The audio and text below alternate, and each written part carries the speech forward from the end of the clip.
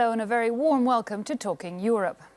Closing Calais in France calls for stepping up returns of refugees in Germany, continued arrivals into Italy and Greece. The EU is still floundering when it comes to the refugee crisis and the number of migrants arriving into the bloc. It's now looking increasingly to Africa for solutions, setting up a number of partnerships with countries there, trying to keep people really from leaving that continent. We're going to be looking at that in this show, and we'll be debating possible ways forward with a host of MEPs. But first, we're joined by Greece's Migration Minister, Mr. Yannis Mouzalas. Thanks so much for your time. Now, you are an obstetrician, a doctor who worked for years with an NGO rather, Doctors of the World. When you see the kinds of emergency camps that have become permanent solutions in the EU, in your home country, are you not disappointed and upset and shocked that we can't do more to help these people, refugees fleeing war? There are two different things. The one is that as a minister, I don't have the right to disappoint me and to be disappointed. The second is that yes, I am disappointed because I think that we make a lot of mistakes, we lose time making blame games between the one country and the other, and when we find at least the solution, this that it seems to be the solution, then we arrive at the EU-Turkey agreement. We try very hard for that. It seems to be a solution. Tell me a bit about how that is being put into place. What has that changed for Greece? How many people have gone back to Turkey? What are the conditions like for them? Look, the EU-Turkey agreement seems to be a good agreement. What happened? The flow before the EU-Turkey agreement, with the borders closed, with all those pences in the border, was about 2,000 per day. And now, after the agreement, 5 days after the agreement, the flow decreased at 70 to 100 people per day. Since this agreement came into place, there's something like 600 people have been sent back from Greece to Turkey. Mm-hmm. So they're not asylum seekers, you're saying? But surely No. most of them are Syrian. They are judged that they are readmissible, that they can be back in Turkey, and there are also voluntary returning in Turkey. There is a lack in the readmissions. It was necessary because if you practice the international law, it takes time. Now we are ready to increase the returns and the readmission. Currently, there are something like 60,000 refugees currently camped out in Greece. As we were saying, that relocation process actually never happened in the EU. Germany also saying that, you know, a lot of people that travelled onwards towards the rest of the other EU countries should also be sent back to Greece because that's where they arrived first. Clearly not a solution, is it? I think that this was not the best thing that Germany can do, and probably has to do also with the elections that they have and things like that. So how do you react when you hear countries saying, well, hang on, we definitely don't want any refugees, we want flexible solidarity? How the EU has totally failed Greece and these refugees. We are against that. And the way that we react is that we say that flexible solidarity is something that annulates EU. A final quick question. Greece has moved some of its overcrowded camps, onto the mainland from the islands. It's tried to make conditions a bit better. We're looking this week at France is finally going to close down the Calais camp, often known as the jungle, in the north of the country. A lot of fears, though, of what can happen to people there with that dismantling. People, notably minors, can get lost. How do you think that should be done? Is there a right way of doing it?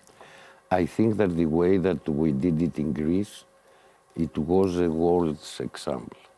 We tried to evacuate Idomeni with 13,000 of people there, without violence. So we work in that not only with police, but only trying to convince them. Okay. And it was successful.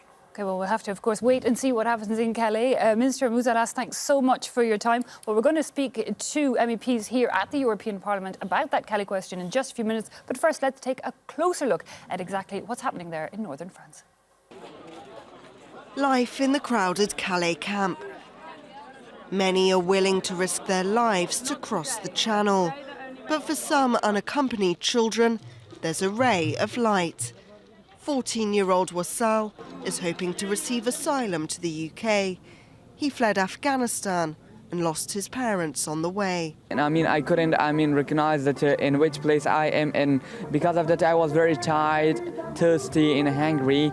He hopes to join his uncle and cousins in Britain and go back to school. I want to go to university and study medical. Authorities believe over 6,000 migrants live in the Calais camp, but charities say the figure is closer to 10,000.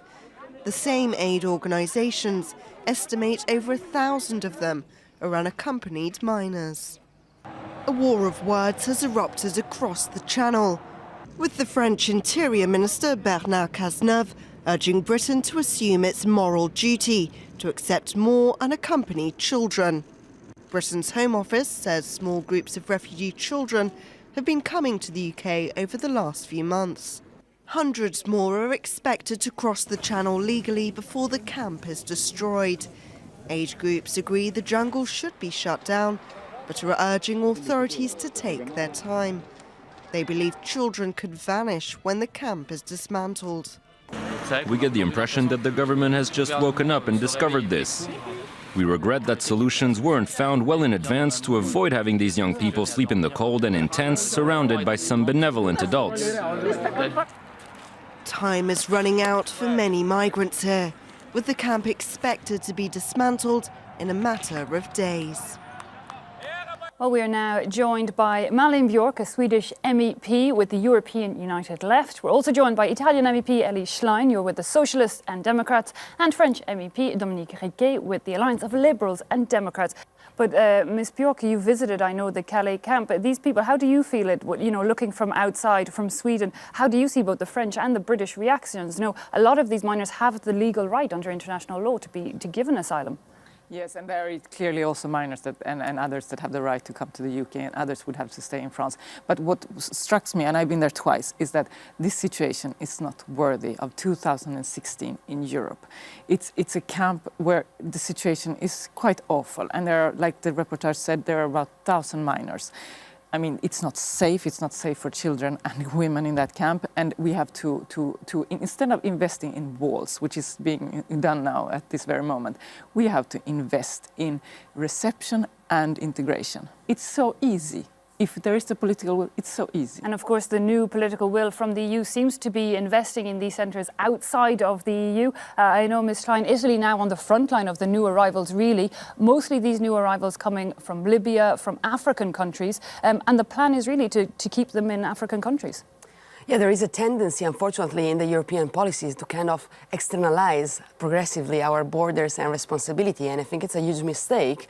By the way, I was in New York a couple of weeks ago for the first summit on refugees and migrants, and I heard them talking about global efforts. How can we be credible in asking for global efforts when within Europe we are not showing solidarity and an equal share of responsibility, which, by the way, is already written in our treaties at Article 78 and 80, so it doesn't make sense at all. Indeed, I believe Italy's Prime Minister is now saying that the EU should put sanctions on notably Eastern countries that were refusing to take part in that refugee relocation system. Mr. Riquet, do you think perhaps that is the solution? So far there's been absolutely no consequence for EU countries that don't want anything to do with it.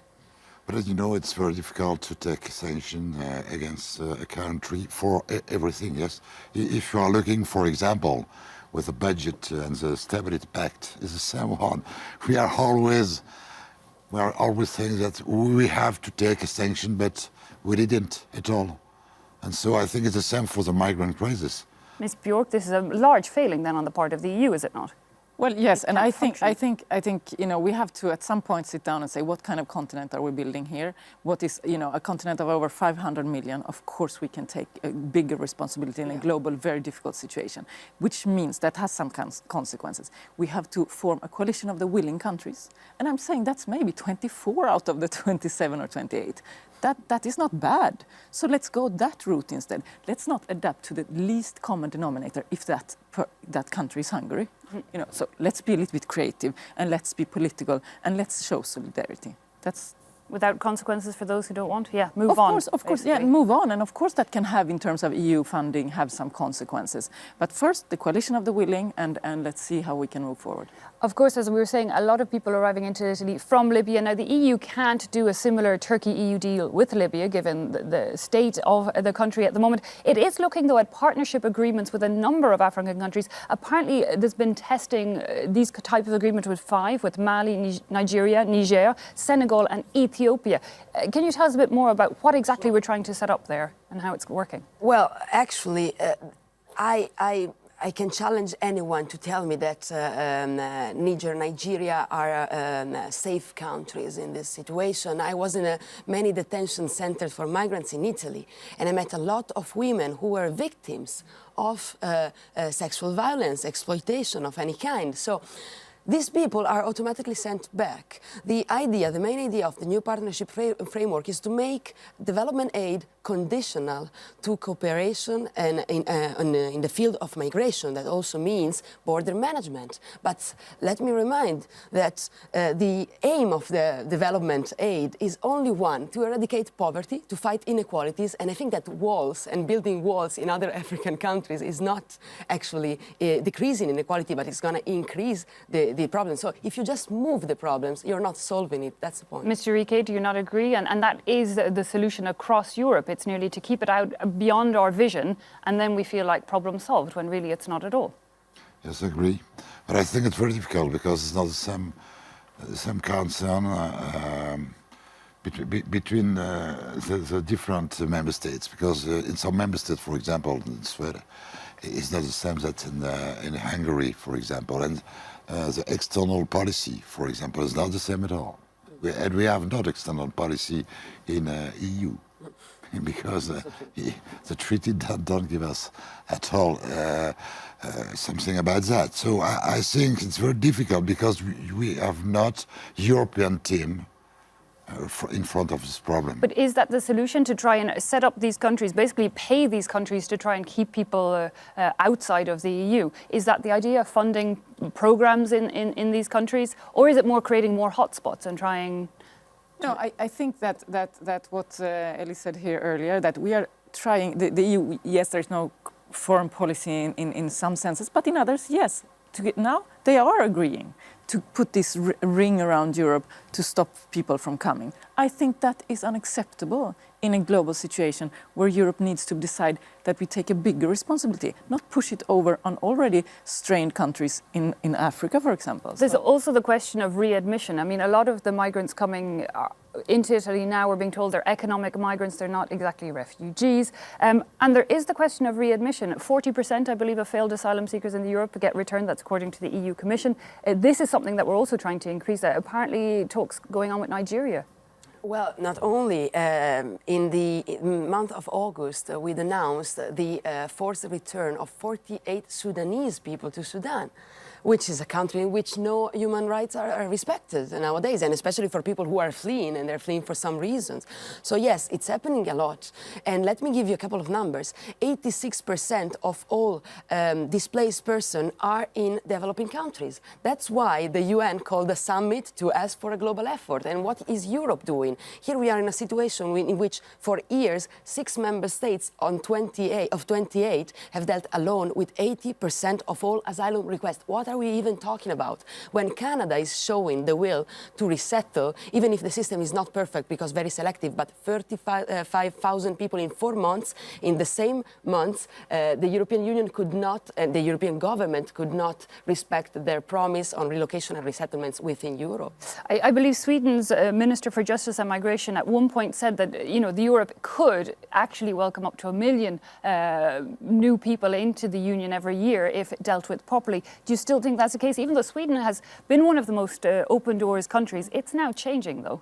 It has changed, and my party is very critical of that, because I don't think it's by closing your own borders that you will make others open theirs. So I think we should have done it differently, and I think Sweden will have an important and should play a bigger role now in saying we are opening borders again, and let's sit down here and see how we can take this bigger responsibility. But the idea currently from Sweden is to try and send people back, and insisting, you know, it will take Hungary to court unless it takes people back. Surely that's not. I think it's the wrong way to go, and I think they will be proven wrong in that.